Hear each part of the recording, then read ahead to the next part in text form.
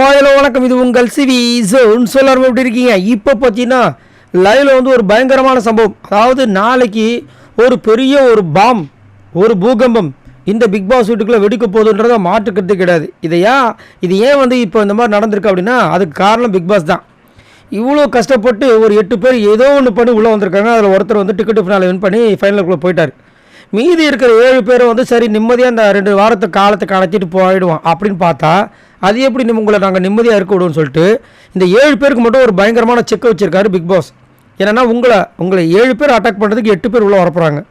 அதில் 2 பேரை வந்துட்டு அப்படியே மாற்ற போகிறாங்க. மேபி அவங்க வின் பண்ணிட்டாங்கன்னா அவங்க உள்ளே வந்துடுவாங்க, நீங்கள் 2 பேர் அவங்களுக்கு பதில் வெளியே போயிடுவீங்க அப்படின்ற மாதிரி ஒரு பெரிய ஒரு பாராங்களை தூக்கி போட்டவுடனே எல்லாரும் அப்படியே ஒன்று கூடுறாங்க. இப்போ யாரெல்லாம் சண்டை போட்டாங்களோ நம்ம எல்லாம் ஒரு அலைன்ஸ் போட்டால் தான் அவங்களை எதிர்க்க முடியுன்ற மாதிரி இப்போ லெவலுக்கு வந்திருக்காங்க. அதுலேயும் வந்துட்டு பிக் பாஸ் என்ன பண்ணார், இதை இந்த வாய்ப்பை வந்து நம்ம பயன்படுத்தணும்னு சொல்லிட்டு ஒரு போர்டு செட் பண்ணி அந்த 8 பேருக்கு ஒரு ஃபோட்டோவை வச்சு உங்கள் மனசில் என்ன இருக்குன்றதை சொல்லுங்கன்னு சொன்னால் அவங்க வந்து கொஞ்சம் சேஃப் கேம் விளாடுவாங்க. அதுக்கு போது நம்மளே வந்து அந்த வாக்கியத்தை கொடுத்து வச்சு செஞ்சு அதுலேயும் குறிப்பாக அருண் பயங்கரமாக, அருண் மட்டும் இல்லை அருண் விஜய் விஷாலும் வச்சு செஞ்சுட்டாங்க. ஒருத்தர் யாருன்னா ஆர்னவ் என்னென்னா போகும்போது வந்து ஒரு தரமான சம்பவத்தை பண்ணிட்டு போயிட்டாப்புல. என்னென்னா உள்ளே இருக்கும்போது புஜ்லி பாப்பா மாதிரி இருந்தார், எதையுமே சொல்லாமல் அப்படியே ரொம்ப நல்லவர். அதுவும் சாச்சனா வெளியே போகும்போது அப்படியே அழுதாப்புல. நம்மளுக்கே கொஞ்சம் பாவமாக இருந்துச்சு, என்னடா இவ்வளோ நல்ல மனுஷனாக இருக்காரேப்பான்னு. ஒரு சில பேர் பர்சனல் லைஃப்பில் அவ்வளோ பெரிய கெட்டதை பண்ணிவிட்டு இப்போ சாச்சனா வெளியே போனதுக்கு அழுகுறாங்க. இருக்கும் இதை வேறு நீங்கள் நம்பிட்டு இருக்கீங்களான்ற மாதிரிலாம் கமெண்ட்ஸ் போட்டாங்க.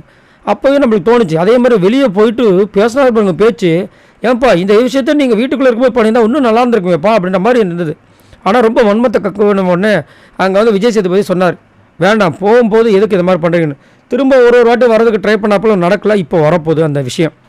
இப்போது அவர் வர விஷயங்கள் உள்ள இவங்களுக்கு தெரிஞ்சவொன்னே என்ன பண்ணுறாங்க, கொதிக்கிறாங்க. ஏன்னா போகும்போது ஜாவல்ராஸ் அப்படின்னோடனே அவங்கள டென்ஷன் ஆகிட்டாங்க. இப்போ அதை வந்து எப்படி கலாய்க்கிறாருன்னா, அதுவும் அருண்லாம் பயங்கரமாக பேசுகிறாரு. என்ன சொல்கிறாருன்னா, மேக்கப் பாய் நல்லா காலையில் மேக்கப் பண்ணின்னு நான் சமைச்சு போட்ட சாப்பாடையே சாப்பிட்டுட்டு எங்களையே வந்து பேசிட்டு போகிறேன், உனக்குலாம் வெக்கமானன்ற மாதிரி பேசுகிறாரு. அதுக்கப்புறம் மனசில் பெரிய பில்லாரங்கா பாஷான்னு நினப்பு. அப்படியே இவர் இதே ஷோவில் எப்படி நீங்கள் அந்த கேமரா முன்னாடி என்னை வந்து எங்கள் எல்லாரையும் வந்து வச்சு செஞ்சீங்களோ அதே மாதிரி நான் வச்சு செய்கிறேன்டா அப்படின்ற மாதிரி சொல்கிறாரு. அந்த பீஸை மட்டும் தனியாக தூக்கணுன்றாரு. எல்லாருக்கும் அப்படி பதப்பதுக்கு முத்துக்குமார் சொல்கிறேன், யோ கம்முனுரியா ஏன் அப்படி பேசுகிறேன்னு. ஆனால் அவர் என்ன சொன்னார்னா, எனக்கு கோவம் இருக்குது. என்னென்னா வெளியில் போய் நீங்கள் அவ்வளோ பேசுனீங்களா, அந்த விஷயத்தை ஏன் உள்ளே பண்ணல? அப்போ உள்ளே பண்ணுறதுக்கு தைரியம் இல்லையா? வெளியே போனதுக்கப்புறம் தைரியம் வந்துடுச்சா?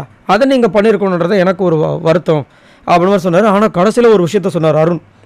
அவரோட பர்சனல்லாம் பேசுனா கிழிஞ்சிருன்ட்டார். தீபக் வந்துட்டு தெரியாத மாதிரி கேட்குறாரா இல்லை தெரிஞ்சு எங்கே தெரியாமல் நடிக்கிறாருன்னு தெரியல. ஏன்னா ஊர் உலகத்துக்கே தெரியும் இந்த விஷயம்.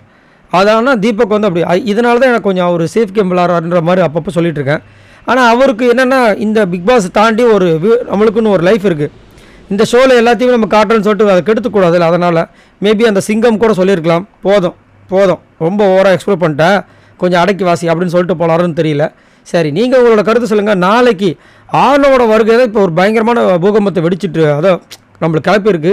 ஏன்னா அவர் வரும்போது இவங்க எப்படி ரிசீவ் பண்ண போகிறாங்க அப்படின்னு தெரியல. சரி, நீங்கள் உங்களோட கருத்தை சொல்லுங்கள். உங்களுக்கு இந்த கேங் இப்போ இருக்கிற 7 பேர் ஆர்னவுக்கு எப்படிப்பட்ட வரவேற்பு கொடுக்க போகிறாங்கன்னு நினைக்கிறீங்க?